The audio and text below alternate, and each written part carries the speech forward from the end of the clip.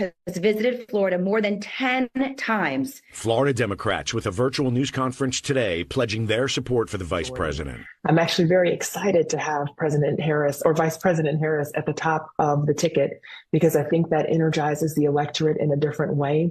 In the race for president, we are running a former prosecutor against a convicted felon. No one is better prepared than Vice President Harris to prosecute the case against Donald Trump. Republicans sharp with their words for President Biden, now shifting to Vice President Harris. And the Democrats timed this announcement to try to counteract any bounce that comes out of the convention and to hope that the media spends the next month singing the hosannas of Kamala Harris and whatever very boring white guy she picks as her VP.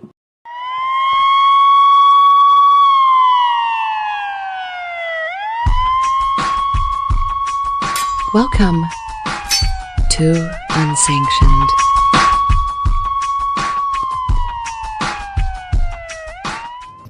You're good? All right. Say that again, officer. So, this place right here. All right. Anywhere outside or anywhere inside within these black gates, they do not want you here. Okay. What's your name and badge number? Deputy Bernard, ID 2968, Osceola County Sheriff's Office. And who told you to? The people who are in charge of this event. Okay. Okay. So, if you want, you could go directly outside the black gate or the entrance. If you want people to see it coming in and out of here, that's fine. But anywhere inside this black gate, you're not allowed to be here. Okay. So this is my official. Well, they haven't told me anything though. Yeah, but they've told me, and I'm the one that's in charge of everything. Okay. And if I don't leave, what are you going to do? If you don't leave, then it will be trespass after warning, and that is a criminal offense. Okay. And what does that mean? That means that you can't go to jail for that. So you'll arrest me if I don't move? Yes, sir. All right. As long as you go outside those gates, we shouldn't have a problem. So they've rented from fence to fence, is what you're saying? So anyway, so let's say if you want to go all the way over there. I mean, what's all the way over there? You see where that little billboard is at? Yeah. Okay. Anywhere outside of there, that's cool. You see where that post is? If you turn around for me. You see where that electricity box over there? Yeah. All right. Anywhere outside of there, right? That's cool. The black fences over here, okay? Anywhere outside of there. So that's perfect. So even though this is publicly funded, it's a public event, I can't stand on a public sidewalk and redress my grievances with my government, with my elected officials? Is that what you're saying? So right here, right, this is no longer, so this is not a public sidewalk, right? There's an event. A public event, correct. Okay. This is exactly how it's listed as a public event. All right. So they do not want you here in this property. Okay. Okay. So you'll arrest me if I don't leave now? Yes, sir, because they'll be trespass after warning. Okay. That's all I needed to hear. All right. All right, thank you. Do you have any questions? Oh, no, I'm good now.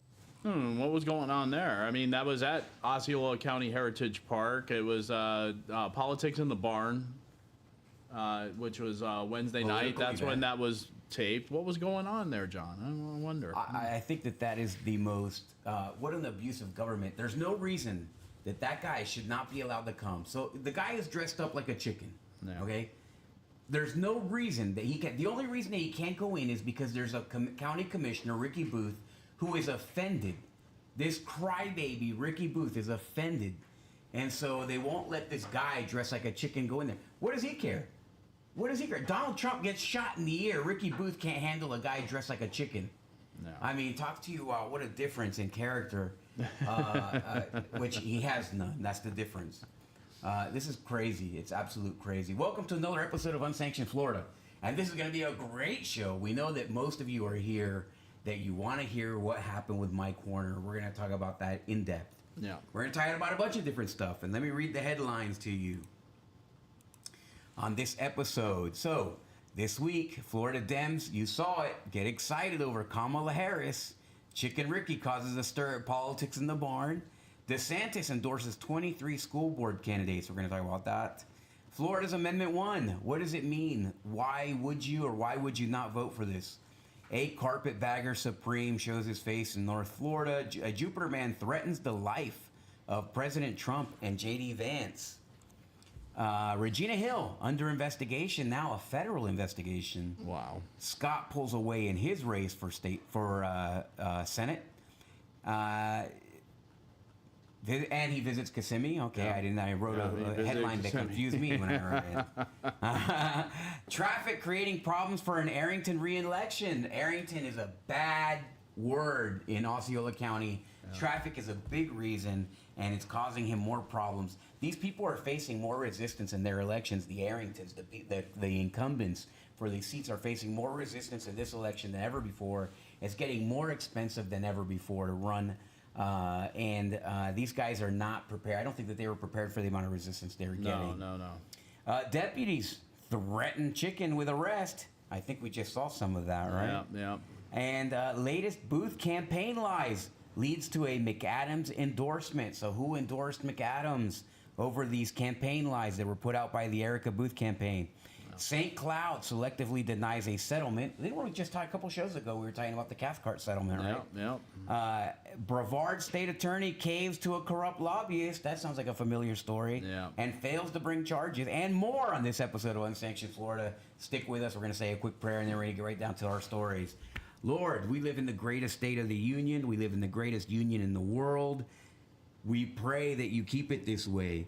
We pray that you inspire people to rise up and do their civic duty, their biblical duty, and take part in our government, take part in the leadership of this country, make your will come through the inspired actions of the citizens of the United States. We pray that this United States and that this state continue to be a place that brings people closer to you, and that serves you and that pleases you. In your son's name, Jesus Christ. Amen. Amen.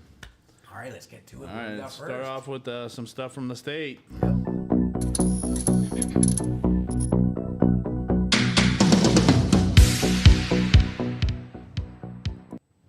All right, John. So starting off, we did hit that up about Governor DeSantis endorsing 23 Florida school board candidates. It says in the headline, including 2 in Volusia and Flagler there, and that's because this story came out of there. But anyway, yeah, he did endorse 23 candidates, and here's the list of the candidates he endorsed, in case you're wondering.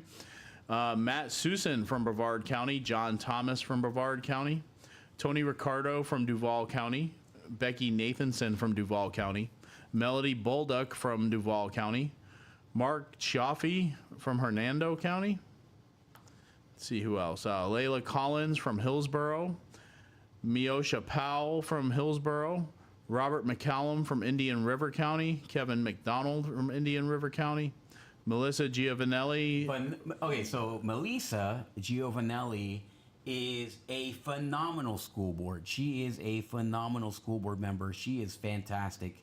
So that for sure is That's a good pick. one. Yeah, that's a really good pick. All right, she's out of Lee County. Bill Ribble out of Lee County. Vanessa Chiviano from Lee County. So a couple of them there. Marsha Powers from Martin County. Mary Blanco from Miami-Dade. Allison Crumley from Pasco. Erica Picard from Pinellas. Daniel Marloff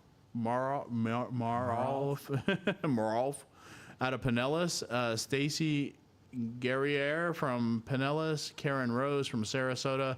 And Nate Spera from St. Lucie County. John, there's a couple of counties missing from there. Yeah, Orange and Osceola. Yeah. We have conservative candidates. Now, they may be speculating that I don't think that's the best picture of the governor, but they may be speculating that his endorsement might harm these candidates, possibly. They might be thinking that. It would not harm them in Osceola County. Osceola County is now a purple county, and Osceola County, they should absolutely be endorsing these candidates. You have Graniella in District 2, you have Julia Tavares in District 3, and you have either Brian Bennett or Paula Bronson in District 5.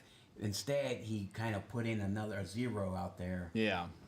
He put it, right, the seat has been open for 9 months, and he put in a guy named Scott Ramsey. Scott Ramsey has never shown his face in any school board meeting. He's never had any interaction. He doesn't know anything about education. His wife is an educator and administrator, but he has no qualification whatsoever. He's a rancher. He's barely campaigned. He has not campaigned at all. You know, just now they're spending money. He raised a whole bunch of money, but not the most. And he basically was the heir apparent to the Booth dynasty. So if you're happy with the Erica Booth, if you're happy with the way Ricky Booth and Robert Bass and then Erica Booth, if you're happy with the way that they voted on the school board, right, which is essentially to allow pornography in our schools and to create this like dynasty of the former superintendent that ruled over everything like an iron fist, then you'll be happy with this guy. But if you're not happy with Erica Booth's voting record, then this is a horrendous pick. And I don't think that he knows that. He just has people like Fred Hawkins and Ricky Booth in his ear maybe telling him a completely different scenario than what is reality here on the ground. Exactly, that's right. I can't see why the governor went ahead after 9 months and appointed Scott Ramsey to the school board, 20 days out from the primary election. I mean, it just looks funny to me.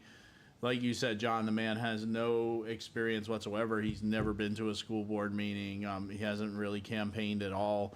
Just finally starting to see his signs out there because now I guess he knows that he's being appointed. But there were rumors that he told people months ago he was being appointed to. No, there's not rumors. He told, I've heard firsthand accounts that he told people, I'm being appointed, I got it, I'm not even worried about it, I got it, I know it, I own this position already. And so he's been going around saying that this position was his already, which is just a complete and total disservice to the people of Osceola County in District 5, to the people of St. Cloud. The fact that, I mean, this is a country where we have laws and processes for elections, and he usurps those because he thinks that they're entitled. That's why Erica Booth and Ricky Booth and Brandon Arrington and all these, people in office here, that's why they're so terrible, because they feel entitled to have these seats, and they're absolutely not entitled. It's something that you need to work for. You need to serve the public, and that's the last thing that these guys do. They're a bunch of clowns. Yeah, that's right. And this guy is literally a clown, a rodeo clown, from what I had. Yeah, he is. I mean, literally. Yeah. So, we'll times, see how he votes on Tuesday. Yeah, that's going to be interesting. So the first school board meeting is going to be this Tuesday. Yep. And he only has 2 meetings before the election. Yeah. So he has 2 opportunities to show what he's about. Yeah. So when we have time, John, we're going to talk about a couple of the amendments that are on the ballot. And tonight we're going to talk about Amendment 1. Great idea. Great idea.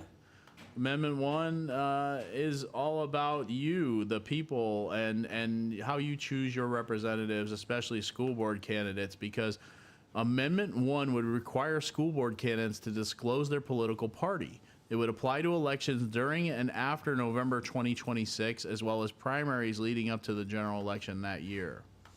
Now, the state legislature passed the measure in 2023. It will need 60% voter approval in November to become part of Florida Constitution.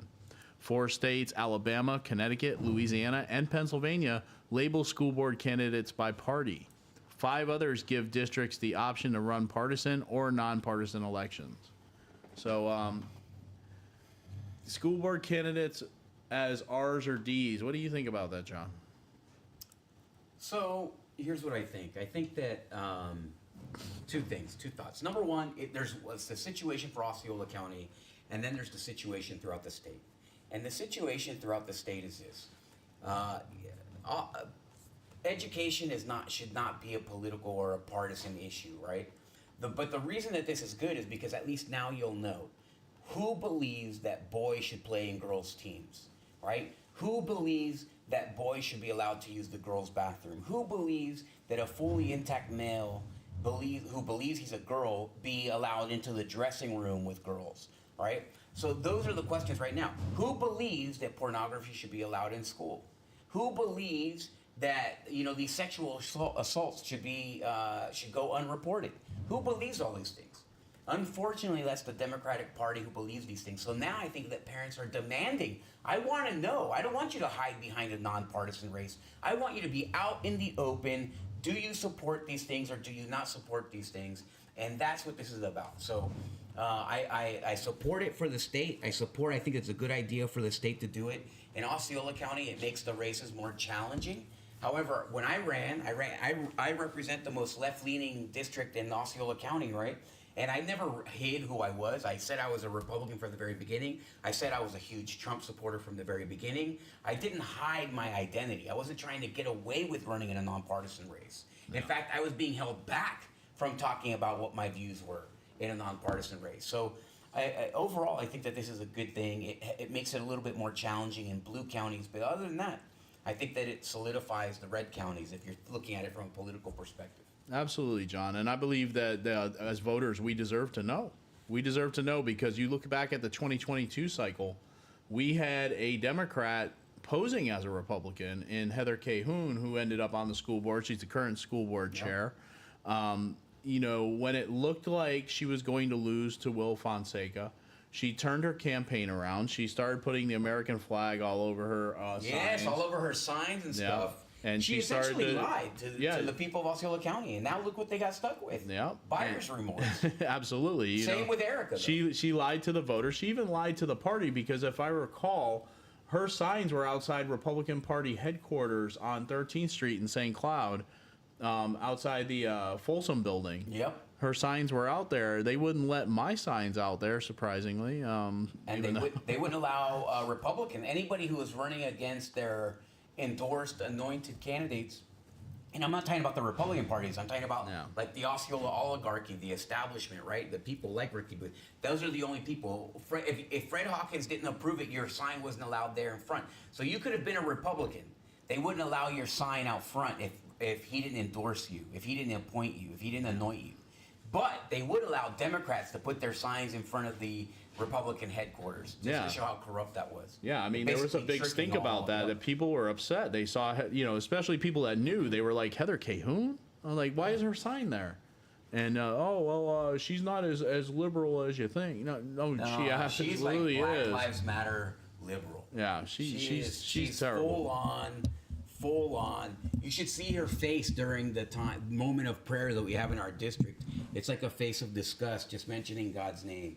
Absolutely, it is. She's liberal, way, way, way to the left. If you're watching from somewhere inside the state of Florida and outside of Osceola County, here in Osceola County, we have a very bad uniparty problem. Yeah, we do. Probably the worst in the state. Yeah. So this next story, John, is out of Missouri. Missouri? How would Missouri impact Florida, and why would it be on the Florida show, John? Well, we have a Missouri state staffer that's living in Florida to campaign to unseat Matt Gaetz. Yep, that's the truth. Here's the story, John, from a Missouri news station. Wait, what do you guys think? Missouri Governor Mike. What do you think this guy? What do you think this guy's job is first before we get started? I think that everybody's going to be shocked that the guy who tries to run against Matt Gaetz, what his job is. So pay attention to the story and see if you can pick up on it. New at 6, Missouri Governor Mike Parson says he just learned a state agency staffer actually lives in Florida and is now campaigning to unseat a controversial congressman. Chief Investigative Reporter Lauren Traeger questioned the governor about whether you should be paying for people living outside the Show Me State. It does bring up the question about just how much remote work should be done when you're paid for by taxpayers, especially when that pay tops 6 figures. Is that a concern that taxpayers are paying for someone who doesn't even live in the state? You know, I just got the news on that yesterday. We was doing that and checking on that. But look, we want to make sure people are doing their jobs. You know, I'm not a big fan of remote. I never have been. Governor Parsons, speaking at an event Thursday, says he's just learning of a staffer in the Office of Administration living in Florida. Aaron Dimmick has been a leadership trainer for the state of Missouri since 2021, but he's also now running for Congress in Florida against current Congressman Matt Gaetz. Dimmick's a resident of Pensacola. His campaign tells us, quote, he visits Missouri approximately once a month for certain in-person events and conferences. And a spokesperson for the state says Dimmick has been fulfilling his duties and did inform the Office of Administration and its officials of his decision to run for office. His candidacy, a spokesperson says, is not prohibited under Missouri law. Should he win, though, he would need to resign or be terminated. First Alert 4 Investigates pulled Dimmick's pay with the state. He made $103,000 last year, and in the last 4 years, he's been paid close to $340,000 in taxpayer dollars. Despite not being a fan of remote work, Governor Parson says it may be appropriate at times. But I want to make sure that people are doing their job. Now, where they live, as long as they're doing their job in Missouri is one thing, they're meeting that demand. I don't have an issue with that. But at the end of the day, we got to make sure that they're doing their jobs and we're getting our money's worth having them. Whether it's that or whether it's hiring a consultant, we just need to make sure we're getting our money's worth for whatever we're paying somebody. Property records indicate Dimmick and his wife own a home in Chesterfield. Polls show he's behind Gates in the race. It's something we will continue to track. I'm Lauren Traeger. No kidding. You know, they said that Aaron Dimmick actually, you know, he lived in Missouri and he bought a home in Florida. He moved to Florida just to run against Matt Gaetz. And he told the news outlet that the reason why was because he couldn't stand to see Matt Gaetz run unopposed. So he just moved here to run against Matt Gaetz. That is technically known as a carpetbagger. Yeah. You know, and, I mean, moving from somewhere else to come down and try to grab a seat, that's the carpetbagging. And this guy's the worst example of it. Not only is he coming from across the state to come here and take a seat, but he's DEI. He's not even a Republican, right? He's not even a real Republican. He's coming here. He's a DEI expert. That's what he does. He trains people on DEI. Some of the stuff that they've put out on him that people have discovered about him is that he is essentially like AOC, you know, a white male AOC. And who's going to vote for that in Matt Gaetz's district? No one. Yeah, he's polling behind, a lot behind. Yeah, I'm wondering if this is Kevin McCarthy's guy. That well, we already heard that, right? We talked about that in the previous show, that this was Mike McCarthy who set this guy up. I don't know if that's true or not, but discussions were had. His name was mentioned. Exactly. All right, so a man from Jupiter, literally and figuratively, was arrested, John. He was accused of making death threats against President Trump and J.D. Vance on social media. Here's a little report about this guy. He was threatening to kill former President Trump and his running mate. Take a look. This is Michael Wiseman of Jupiter. Jupiter police say he made threats on social media that he would harm former President Trump and VP nominee J.D. Vance and their families. He is now facing a charge of intimidation, written or electronic threat to kill or bodily harm another. Police say they found out about the alleged threats through residents and multiple online crime tips. Wow. You know, these people are out there. It's really sad. You know, we have a serious mental health issue problem across the country, including here in Florida. We have to do something about this because, you know, but I'm glad they caught this guy. I'm glad that he's off the streets. But, you know, you crazy liberals, you make these death threats and see what happens to you. I mean, this is beyond. I mean, look, we see that everything is so political.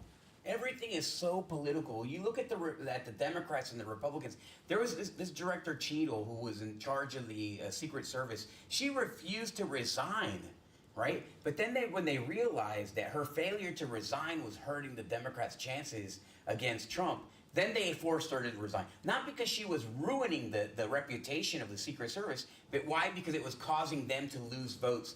That's when they asked her to resign. Now this thing's happening. This is why. Because the government is so inept at doing its job sometimes that it creates worse situations like this. And we saw that with my situation with Mike Warner, which we're going to talk about later, right? I mean, their ineptitude, the government's ineptitude, their failure to do the right thing is why things like this are realistic in this country. Yeah.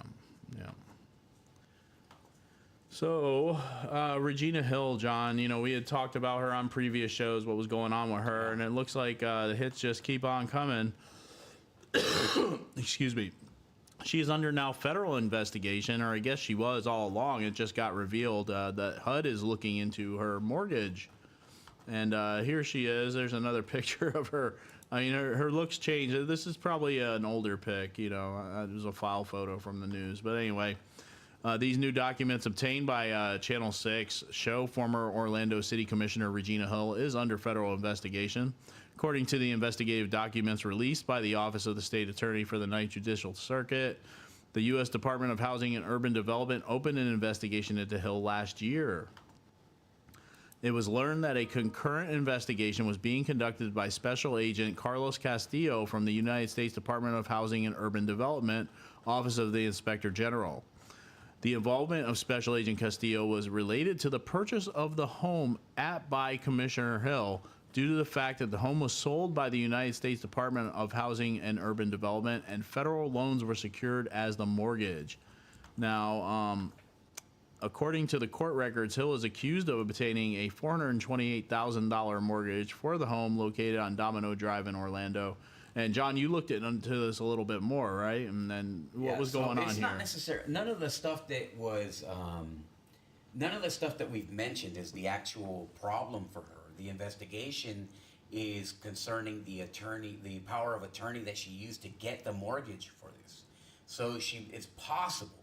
The allegation, from what I understand, just briefly reviewing it, was that she retrieved a power of attorney from the lady which was arrested over, the lady who she's alleged stole $100,000 from, and that person, she got a power of attorney from her in order to buy this home. So to get the mortgage for this home. So that's you know, I mean, it's just a ton of things. This is, I guess, I mean, it's pretty rough. It's pretty rough. This is not a victimless crime. You know, normally this is maybe not that big of a deal. You lose your seat, you get out of politics. Okay, fine. But she took advantage of a, 90-something-year-old woman in the process, and then she apparently, allegedly, or potentially defrauded the United States government. Well, it wouldn't be surprising, would it? I mean, it all depends. I don't think it should be surprising to her voters that know her, right? No. You got to know whether she'd be willing to do something like this. Yeah. And here's the thing: I don't care. The defrauding the government, honestly, I don't care. It doesn't pull any emotion from me. The taking advantage of a 100-year-old woman is the disqualifying factor for it. That's what, the government defrauds you all the time. They're doing it right now. We're watching that happen right now. No. Right? I mean, screw the government. I'm not concerned about this 100-year-old woman, probably worked her entire life, is in her retirement, wants to leave something to her grandchildren, and here Regina Hill comes to relieve her of that burden of passing on her inheritance. Yeah. It's just if that's the case. Yeah, and just not surprising at all. She's a scoundrel. I don't know if there's a better word for that, fraudster. I don't know. Yeah. But this next story, John, the Democrats, this is their holy grail, is Rick Scott in his seat. They are putting all their effort. They thought they could take it. Yeah, they're putting all their effort into getting rid of Rick Scott. The party chair, Nikki Fried, is talking about him all the time, but it looks like Scott's leading in the polls and fundraising in his U.S. Senate race. I don't think anybody's really surprised. That's who he's running against, Debbie Mucarsel-Powell. I can never say her name. Anyway. Yeah. I don't even know her name. You see it for a second, and then, it's like you never know her. Nobody knows who she is. And this is a political unknown. She has no statewide name ID. She's not some powerful speaker. There's nothing great about her that she's going to remove a sitting senator who was the former governor of the state of Florida, who has at his disposal billions of dollars. I mean, come on. This is this is a joke. But this tells you how bad the Democrats are in Florida, right? Like how it tells you how bad of shape that they're in here in the state. Because when they look at Rick Scott as the potential, all right, I mean, there's no potential for her to win there. Yeah, I don't know why they're so aimed in on him and zeroed in on him, but whatever, Statewide, Florida's red as red can be. He's leading in both polls and fundraising. According to the Federal Election Commission website, Scott has raised almost $30 million between 2019 and 2024 and ranks 13th out of all U.S. Senate candidates running for office in 2024. In total, Scott has spent over $26 million, most of it being on operating expenditures. Around $6.7 million was contributed to Scott's campaign by individuals, while $7.8 million came from authorized committees. Around $5 million of the total was raised between 2023 and 2024. Mucarsel-Powell raised $11.8 million between 2023 and 2024 alone, most of it from individual contributions. In 2018, she was elected to the U.S. House of Representatives, but lost her reelection bid in 2020. So that's her story. Not looking good for her. It's not looking good for Florida Democrats, who are zeroed in on Rick Scott and getting rid of him. I don't think it's going to happen. Yeah, it's not going to happen. It's going to happen. It's not going to happen. All right. So before we go over to Osceola County, John, I don't know if we had. Are you going to do a live commercial tonight? Let's do it. Let's do the live commercial. So a lot of you heard me say, talk about it the other time. There's a new product. We're going to put it in here, right? So Acai Plus. Remember our good friend Scotty Moore, a good friend of the show, a good friend of what we do here, of conservatives everywhere. He started this whole new project, and he is helping people get healthy, build financial wealth, and so on. I'm going to put the link in the thing below. I said I was going to do that last time we did the show, and I did do it. I'm going to go back and do it. But we're going to put the link in the show. It's called Acai Plus from Stoplight Go. Our Scotty Moore is the one who brought it to us, and everybody in Osceola County loves Scotty Moore. People in Orange County love Scotty Moore. Scotty Moore is a beloved conservative, and so we're promoting this product that he's doing here. Please go ahead and like and share and everything. And the other thing is this elderberry product that we have. I got to give you some of that, Tom, because it's going to be good for you. It's called what? Miracle Berry? Miracle Berry. It's elderberry. It's absolutely 100% natural. It's nothing but boiled up berries and cinnamon and honey and ginseng and a couple of things. I can actually remember the ingredients. That's how natural it is. And it's no corn syrup, no sugar, no nothing bad. Right? My 5-year-old son, like me, has a perpetual clearing of the throat thing. And this is the only thing that has taken that away. It also took away my clear. I haven't been clearing my throat the whole show. I did it a couple times, I think. No. And so that's I can attribute it 100% to those two things, which I take both. So look for those links below, and please try them out. I'm sure that you'll enjoy them. I guarantee it. So thank you very much. So check out Acai Plus and Miracle Berry. Acai Plus and Miracle Berry. We'll put it in the link below. Sounds good. Sounds good. Yeah. All right. You gotta take some. Yeah, absolutely. Yeah, I do. All right. So now we're going to go into Osceola County. Come on, guys.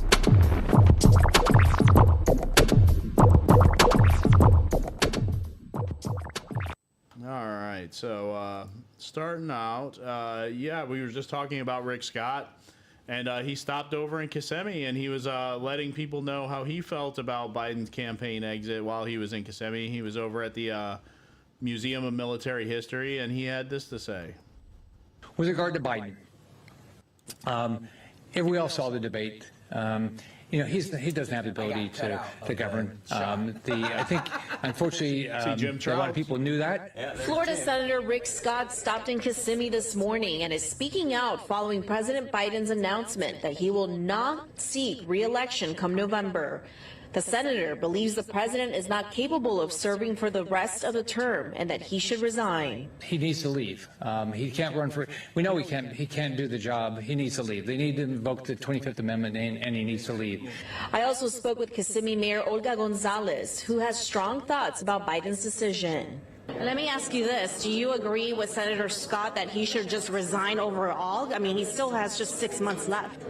Well, what damage could he do in 6 months? We have to think about that. Is he going to help us in the 6 months? If he can't help us now because he's not running for the election, that means how could he help us in these 6 months that we have left? Meantime, Florida Democrats held their own press conference through Zoom, announcing their support for Vice President Kamala Harris's presidential bid. Well, the state of this race has changed. Our mission has not. She's reading? You have to read that statement? She was absolutely reading a script. Oh my God, you can't remember that one line? How much weed does she smoke? What? Too much. How can you not remember that one line? While the presidential candidate has changed, page 2. Our mission state. Come on, give me a break.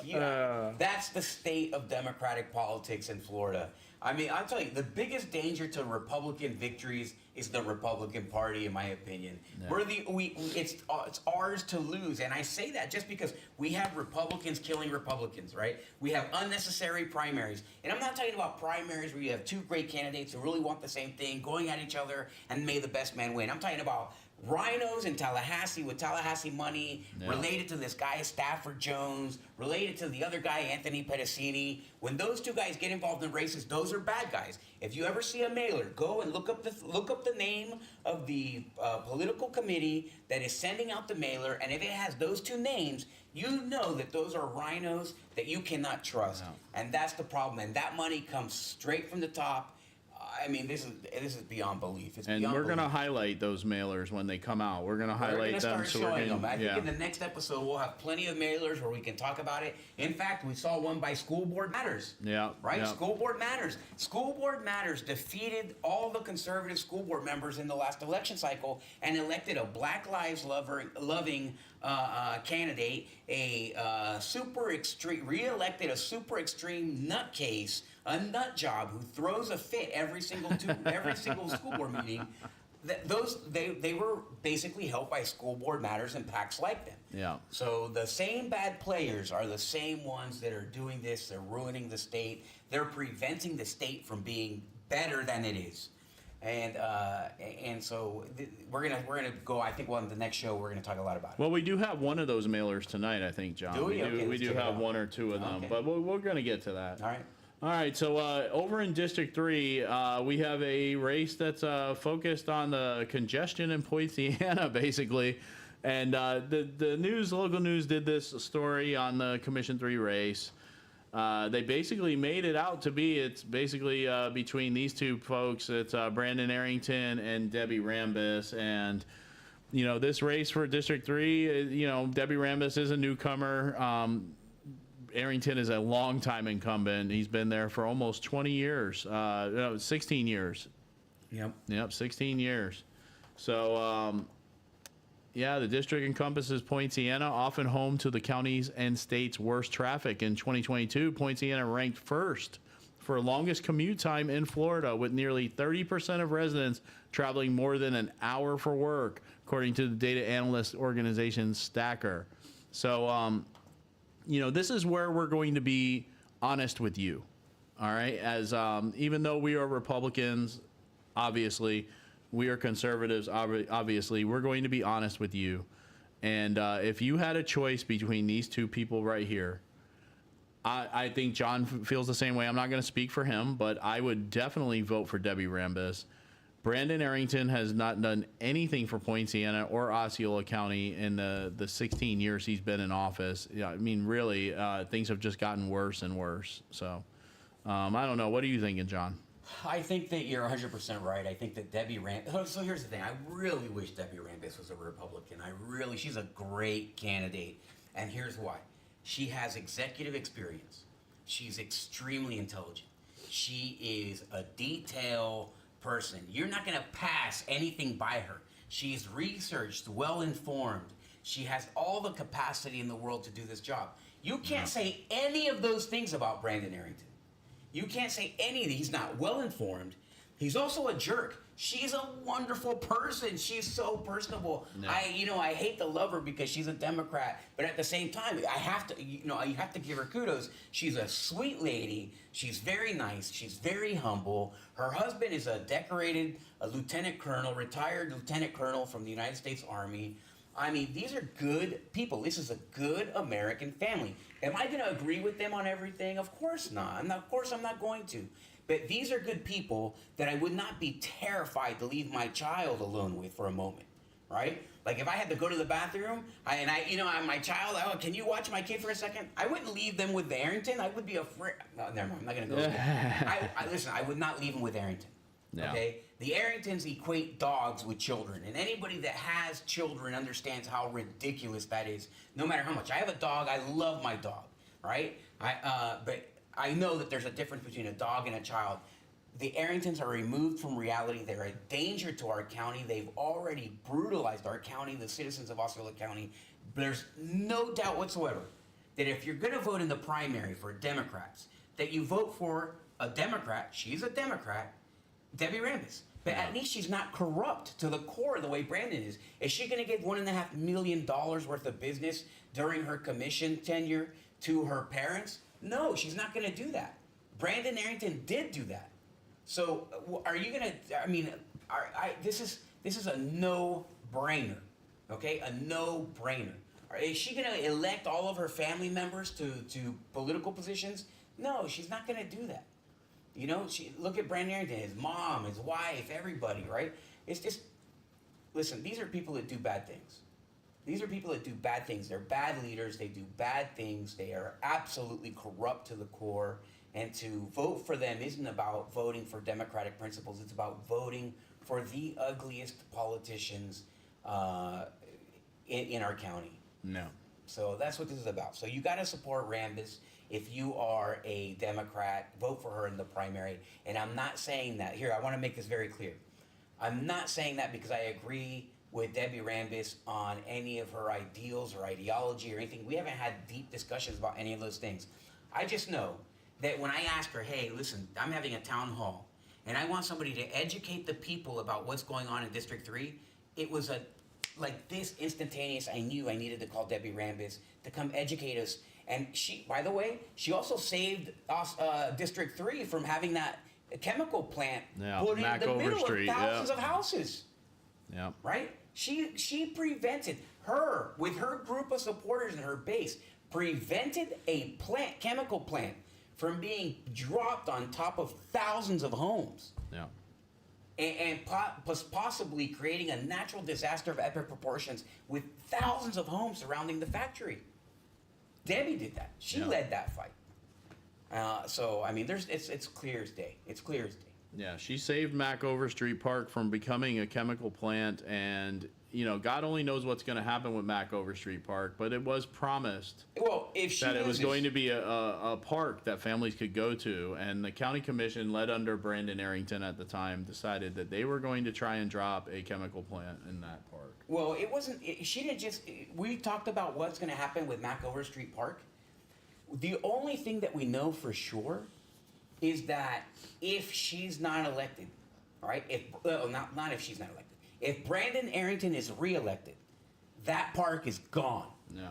That park is going to become something worse than a factory. It's going to become 5,000 apartment buildings. It's going to become a factory. It's going to become a dump for the county. It's going to become something. Why? Because he doesn't care about the county. That's obvious. No. It's anybody who would put our largest natural resource is Lake Tahoe, right?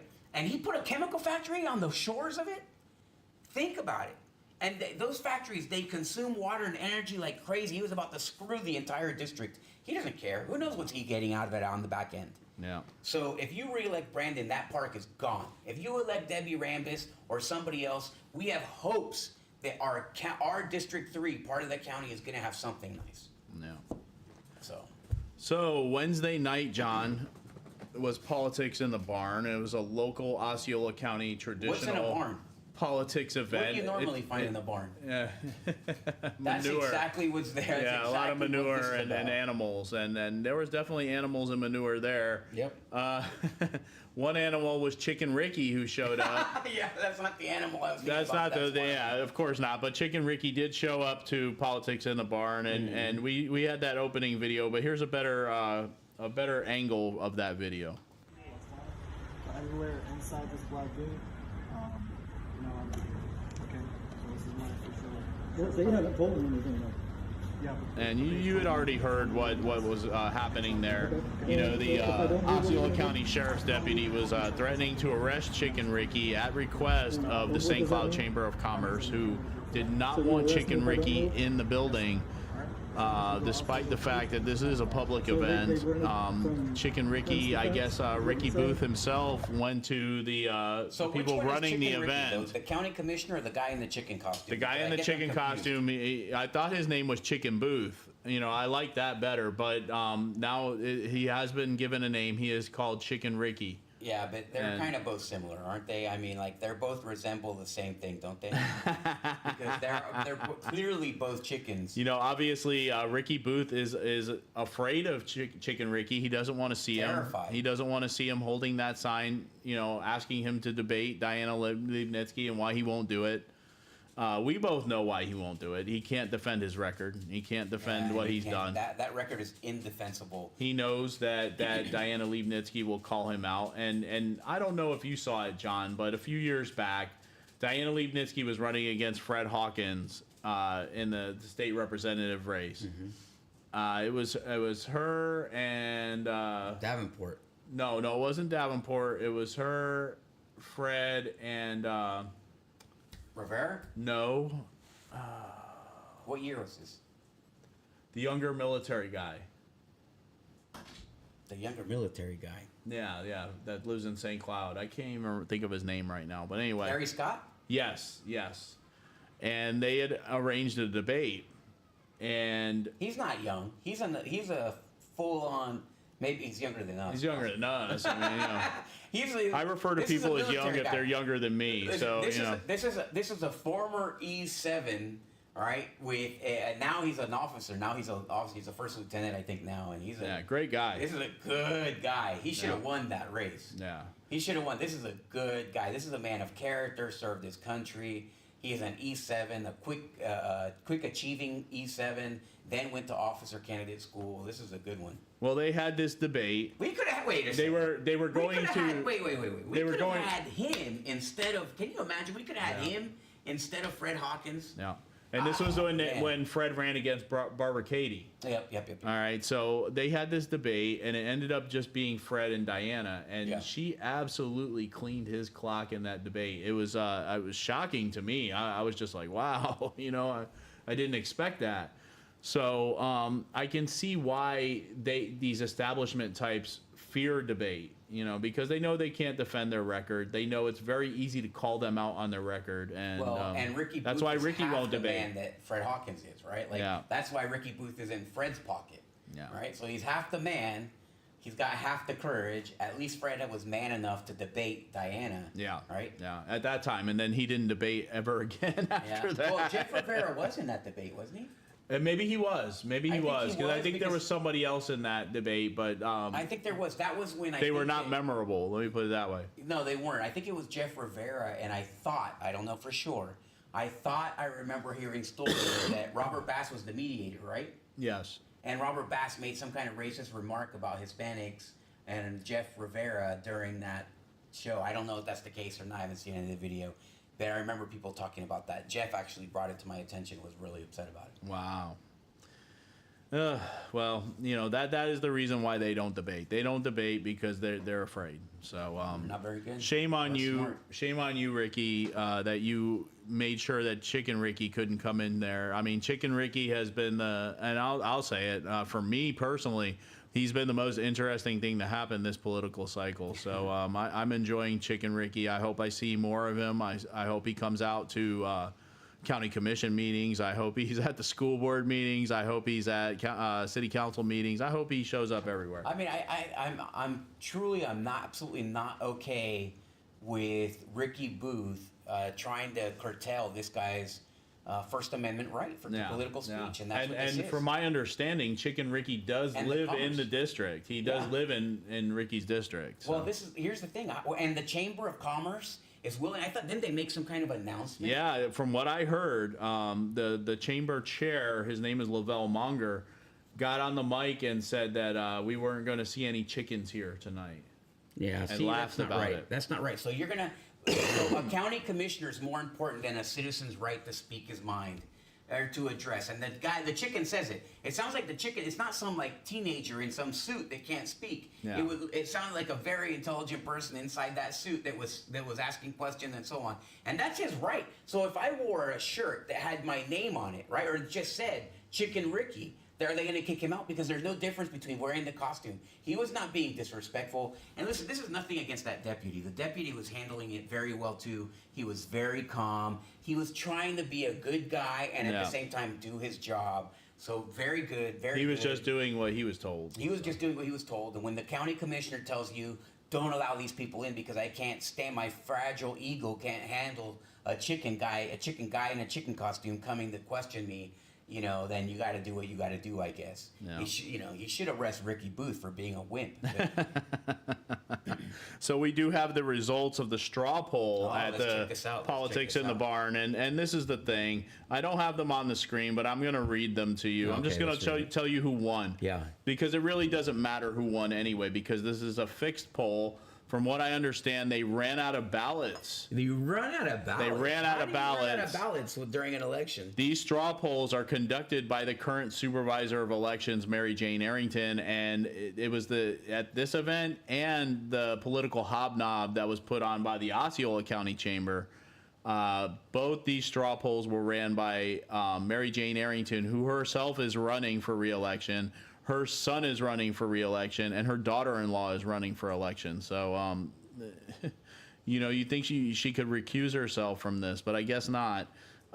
County Commission, District 5, Booth winning with 127 votes versus Liebnitzky with 78 votes. School Board, District 2, Garcia, that is the establishment candidate, winning with 79 votes. Graniella with 54 votes, and Julius Melendez with 48 votes. He is truly on the outs, John, and we're going to get to that too in a minute. But yeah, he's big time on the outs. Man has no friends anymore. Yeah. School Board District 3, Coba with 40 votes, Cook winning with 105 votes, and Tavares with 34 votes. School Board District 5, Ramsey winning with 81 votes, Bronson following with 75 votes, Bennett with 20, and Reinzel with 35. For State Representative District 35, no surprise that they would have Erica Booth winning with 101 votes, Laura McAdams with 49 votes, and Tom Keene with 71 votes. So you mean to tell me that the Democrat got more votes than... No, I don't want... Okay. State Representative District 45. They're so ridiculous, these numbers. Yeah. Amnesty wins with the 111 votes versus Spencer with 84. That one I believe. Yeah. State Representative District 46, and... wow, there was a lot of names in there. Yeah, all right, yeah. Let me guess. The establishment guy. Cruz with 52. No, that's the Republican primary, right? Yeah, they have all of them lumped together. So okay, so Cruz with 52, Alvarez with 49. So No Way Jose. So I thought No Way Jose was going to win that. I thought for sure too. I guess they didn't have the right number of fake ballots to offset the I think other that they ones. don't care about this because they know how the real race is going to go out. Yeah. So De La Torre with 31. State Representative District 47, Stark running away with it with 137 votes. Let's see who came in. Nieves, the socialist, with 32. Reveles with 15, and Andrew Zhang, our China guy, with 26. President of the United States, they have Trump winning with 149 votes. All right. Wow.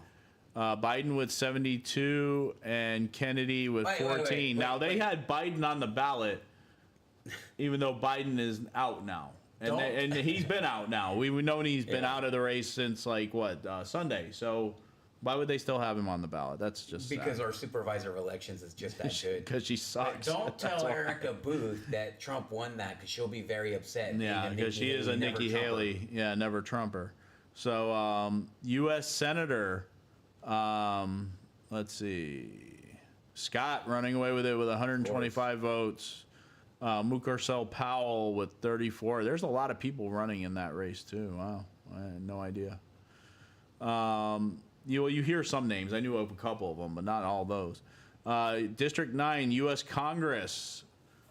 Soto running away with it with 109, followed by Shalafo with 43, Castillo with 30, Quinones with 29, and the independent Marcus Carter with 4.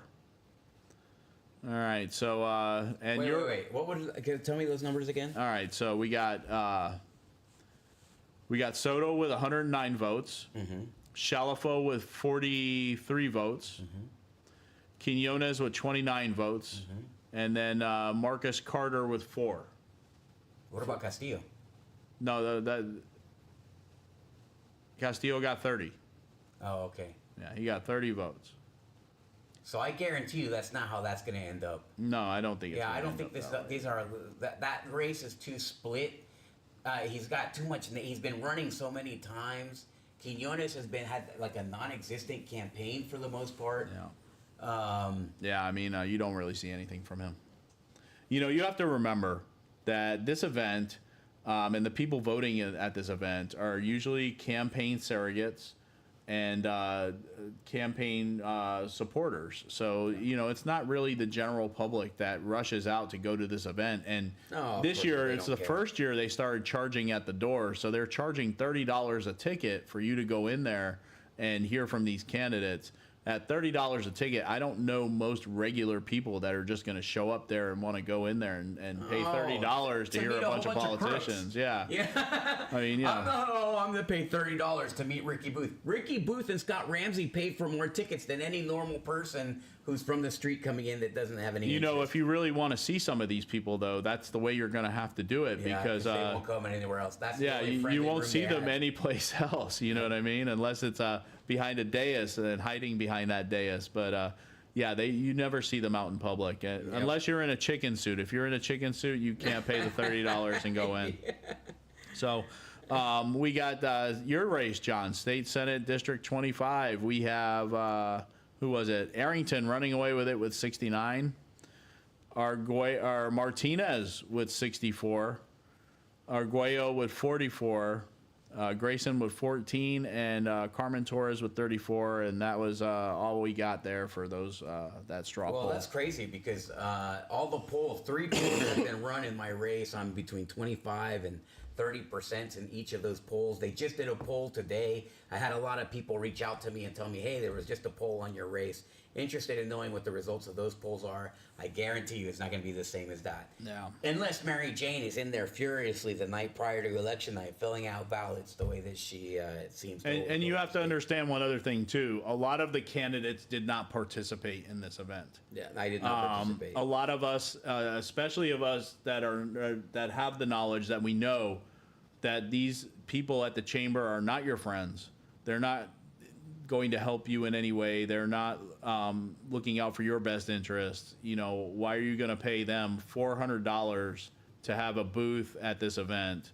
Or the other one, the Hobnob, where they're going to charge you another $400. You can invest that in your campaign and texts and other things that will actually help you instead of getting out in front of these people that are basically surrogates from other campaigns they're not out for you. So they're not there for you. Anyway, all right, moving on, John. So getting past that, there was a mailer that went out recently from the Erica Booth campaign, and some people took offense to this. Look at this. So it says, among all the choices, Erica Booth is the only Republican who has a backbone. I wonder where she has that backbone. It's definitely not in her back. Who's back? Oh, my God. That has a backbone. I go, This is the funniest thing. I mean, it says Erica Booth is the only Republican with backbone enough to never, ever back down from the left. If that were the case, then she wouldn't have the backbone. She would have the backbone to keep her Never Trump Twitter profile. Yeah, absolutely, right? absolutely. If you immediately, the guy wins the primary, and then you come in and you change your Never Trump. She literally had a Twitter profile that said Never Trump, Nikki Haley 2024, Never Trump.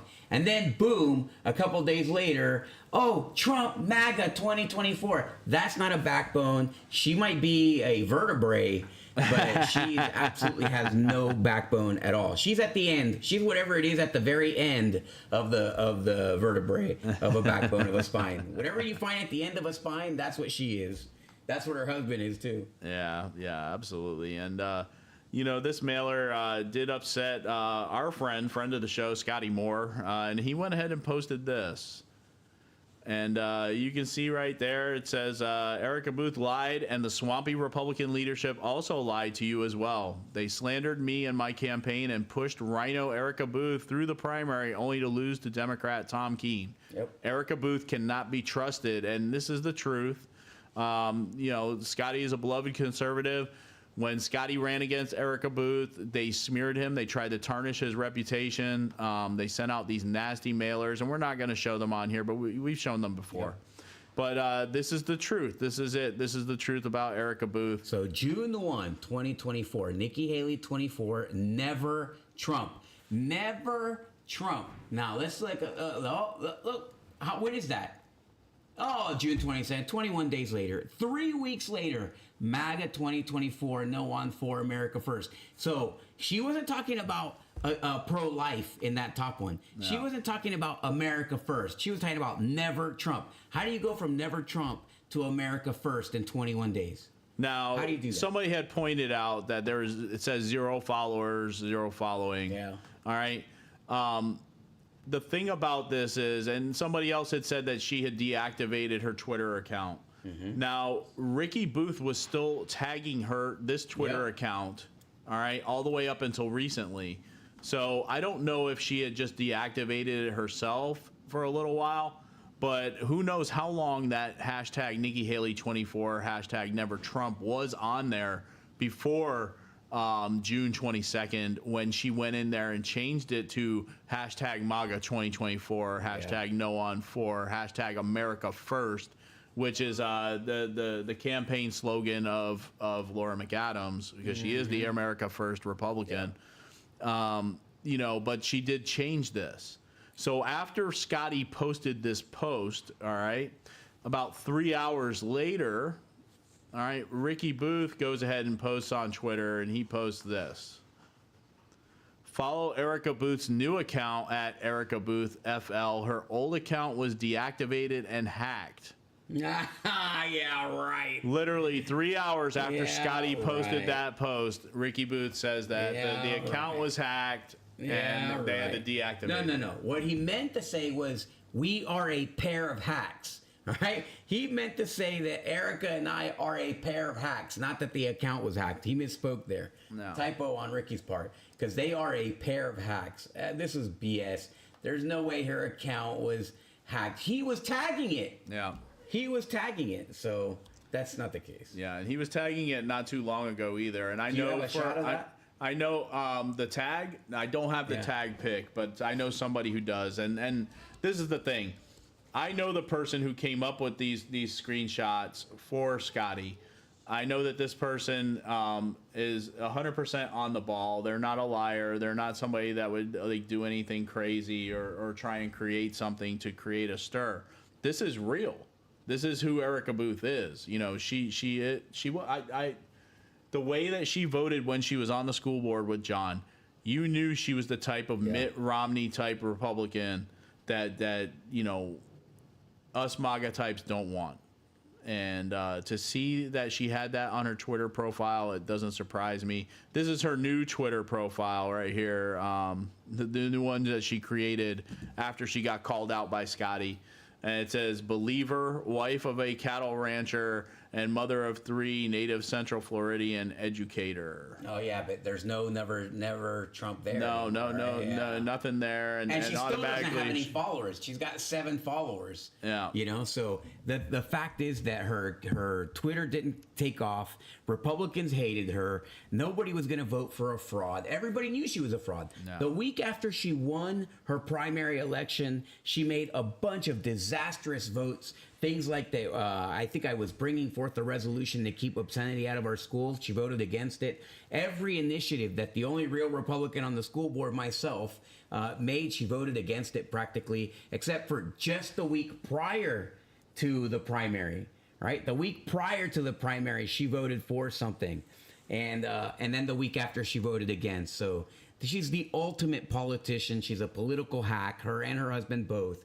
Don't believe him. Ricky, with his he said that he's voting no on expanded development. He's only voting no until the election, and then they go right back to it. Don't believe any of that crap. No. And if you notice right there at the bottom, it says these posts are protected. So she has her Twitter locked up. Yep. You can see the lock right there next to her name, and this was the case with her old Twitter profile as well. It was all locked up.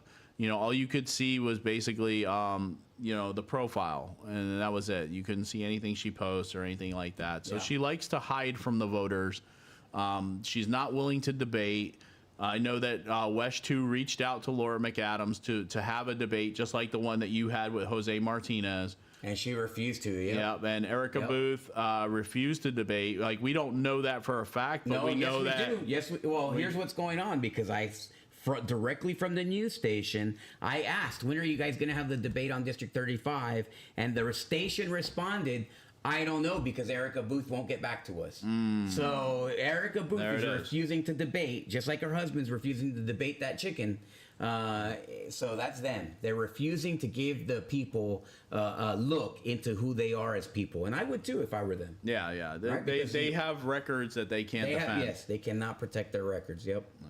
So, all right, John. So over in St. Cloud, they just recently rejected a settlement agreement 4-1 for a controversial concrete crushing facility. Now, a settlement agreement. What's going on there? So, this is what's going on. This mediated settlement agreement with Hickory Tree Industrial to resolve a dispute related to council's November 9, 2023 denial of a land use and zoning change for the property where a concrete crushing facility is operating. So the city code enforcement had initiated an action against the property owner to address the unpermitted concrete crushing facility.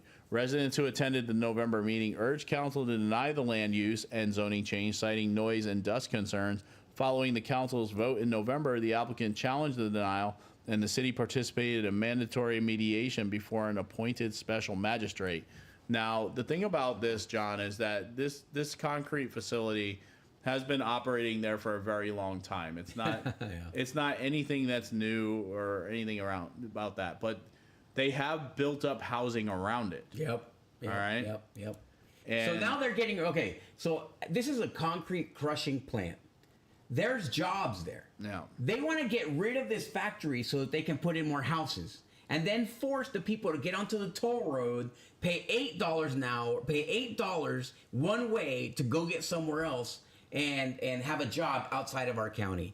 That's the way that our county commission thinks. So they want you, forget this job that's right here next to your house, down the street from your house. What we want you to do is get on the toll road and then pay, to go work in some other place where they're actually creating an economy. So that, or you can go work at the Dunkin' Donuts down the street if you would. I mean, that's our county is absolutely ridiculous. It's just funny to me, John, that they rejected this mediated settlement, but they went ahead and accepted the mediated settlement with Cathcart Construction, who absolutely destroyed the streets in downtown St. Cloud and cost the city over $20 million.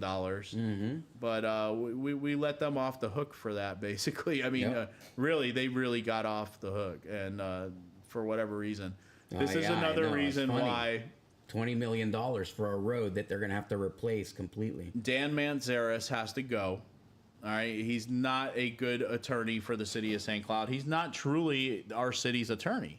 He is the attorney for not only the city of St. Cloud, but 2 other municipalities. So when his time is stretched across 3 municipalities and he doesn't have all the time in the world for your municipality, he's not going to go to court for your municipality. He's going to try and find his way out of it. So I'm sure he's not too happy that they rejected this mediated settlement. We'll have to see what happens there.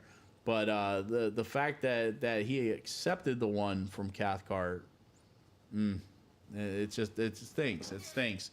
And us as taxpayers in the city of St. Cloud are going to end up footing the bill for the rebuild of New York Avenue in Pennsylvania. I can guarantee it. Yep. So now here's the big moment. John was going to break some news tonight, and why don't you go ahead and start us off, John? So we basically got a letter from the state attorney. Now, everybody knows what happened with Mike Warner. I went to, I'll recount these events here. I walked into the room at Fat Boys. Mike Warner was sitting there. He started throwing a fit immediately that I was there, started asking me questions, whatever. Didn't say anything, didn't really engage. Went and sat down. And then when I sat down, I pulled out my phone to record that, hey, here I am at so-and-so event when he attacked me. All right, fine. There's all kinds of proof of this. I have proof. He jammed his hand into my chest. I recounted that for the cops. I recounted it on the video. He grabbed my wrist. He actually dug the links of my watch. I think my watch is around here, but it's a stainless steel watch, and he dug it into my wrist, and I was bleeding from the wrist, little spots. There's scratches from the watch. So it was that kind of thing. There was certainly violence behind it, okay? Yeah. Now, when that happened, okay, I called the cops, whatever, all that stuff was happening. It had to get transferred. Andrew Bain was conflicted out. It transferred to Brevard County. In Brevard County, there's a guy, the state attorney, apparently is corrupt. This is the guy right here. According to our good friend Randy Fine, is an absolute conservative, good guy, endorsed by Trump. This is a good kind of candidate. Randy Fine, he's a worthless and corrupt state attorney. Okay, state attorney aren't you reelected, worthless and corrupt. Well, here's his letter. This is how we know. Now listen, what just happened last week with our former president? He was an assassination attempt, right? And since then, are you sure that they can hear? Take us out of that small window because I want to make sure. All right.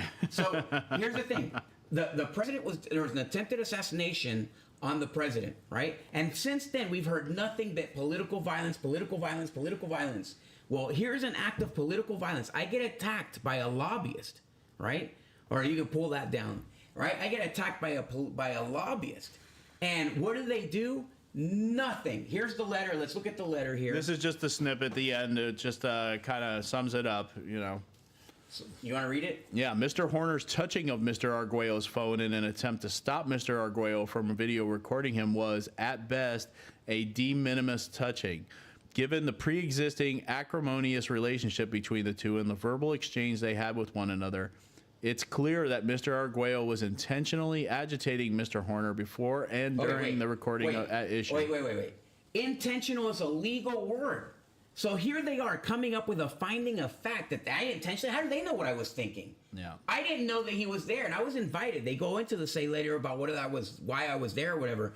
I had no idea he was going to be there. And there was no intention behind what I was doing to agitate him. I was doing my thing. This guy, this lobbyist, this piece of crap who supports the illegal sex trade or supported the illegal sex trade, he's not the one that's going to tell me what I'm going to do with my time. No. He's not going to tell me where I can sit down or where I can go. Right? So that's the problem here. Let's go ahead and keep reading. All right. So it is also clear that given the facts of this incident, Mr. Horner had secured use of a private room at Fat Boy's Barbecue for this event, and that as the host of the event, he had communicated to Mr. Arguello that Mr. Arguello was not a welcome guest. Despite all these facts and Mr. Horner repeatedly telling Mr. Arguello to stop recording him, Mr. Arguello continued to remain in the banquet room at Fat Boy's Barbecue and continued to record Mr. Horner and their interaction. Mr. Horner's action of reaching for Mr. Arguello's phone to prevent Mr. Arguello's continued recording and invasion of Mr. Horner's privacy was a legally permissible, proportionate act. Okay. Well, this is what that tells you. Were you done reading it? No, accordingly, pull down for a second. So here's the problem now. So according to this corrupt and worthless state attorney, if someone's recording you now and you don't like it, you can attack them. This state attorney is giving you the opportunity to manifest violence upon someone else if you're being recorded. And if you're the guy and you pull out your phone, you're somebody, you pull out your phone, you're recording somebody, and then they batter you, they assault you, right? While you're recording your phone, they're saying, by law, the state attorney, that is reasonable as long as you don't want it to be reasonable. That's not reasonable. That's not this country. In this country, you follow the law. And what he is saying is contrary to the law. So they don't want to prosecute. Why? Because this guy's worthless and corrupt. And who's the attacker in the situation? A lobbyist who's worthless and corrupt. The worthless and corrupt all end up in the same place at the end of the day, the toilet. That's where they belong. Yeah. That's where they come from. That's where they live. That's where they manifest their dirty deeds upon the people of Florida, in the toilet. And that's where Mike Horner, who's the dirty lobbyist in the situation, who did the attacker, I'm still filed a lawsuit. I filed a civil lawsuit. So I'm going to sue him regardless. So this is absolutely incredible, this guy. I'm going to file a complaint, an ethics complaint. I'm going to do some public records requests. This guy absolutely is obviously dirty and catered to the powerful. So we have two levels of justice. Here's what I don't understand. The governor needs to get involved in this. Number one, we're talking about political violence because he attacked me because of my politics. He did not attack me because I'm just some guy who wasn't there. I was invited to the event. I received an invitation to the event. Okay? So I was there. They can't tell me. I didn't know it was his event. It didn't say Mike Horner presents to you. Why would a state attorney ever have an event hosted by a guy who supported the illegal sex trade. How is that possible? How is that possible?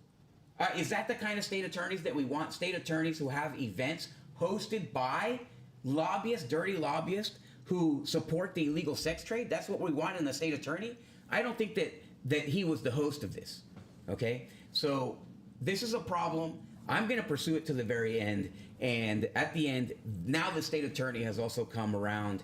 And I guarantee you his next election is not going to be an easy one, because there's no way that I'm not going to let every single person in that county, in Brevard County, in Seminole County, know that this guy allows political violence, number one. He promotes political violence through this act. He's telling that people cannot defend themselves, that you cannot defend yourself, but you can attack someone else who's annoying you. Okay? So No, that is absolutely wrong. That is absolutely wrong, and we're going to go at it. We're going to go at it here. It's going to get hot and heavy pretty soon with this guy, this state attorney, and we're going to see. We're going to see. There's got to be a price to pay for him. I'm not talking about any physical violence. I'm not in my corner. I'm not going to lay my hands on the state attorney or anything stupid like that. But he's allowing for political violence to happen. Yeah. Right? So if I go over there, so let's say this. Let's say I walk into his office and there's a camera in the corner of the building. Because there's a camera in the building, then can I put my hands on you? It's the same thing. Yeah. Right? A video recording is a measure of defense, and now he's saying that you can't defend yourself by having proof of somebody about to attack you. So he's basically saying, like, a guy, like, let's say the Liberty Troll goes out and now he's you filming, can attack the Liberty Troll. Now you can attack him. Yep, absolutely. Now you can attack him. I guarantee you this is not going to fly, and this guy just served his last election as the state attorney. Yeah, you heard it here first. All right, John, so that's the show. All right, thank you so much. God bless you. We love you. We appreciate you. Please like and share. It is July 26, 2024, and this is episode 23 of Unsanctioned Florida. Like and share the show. Please interact. We're happy to do it. Thank you. God bless you.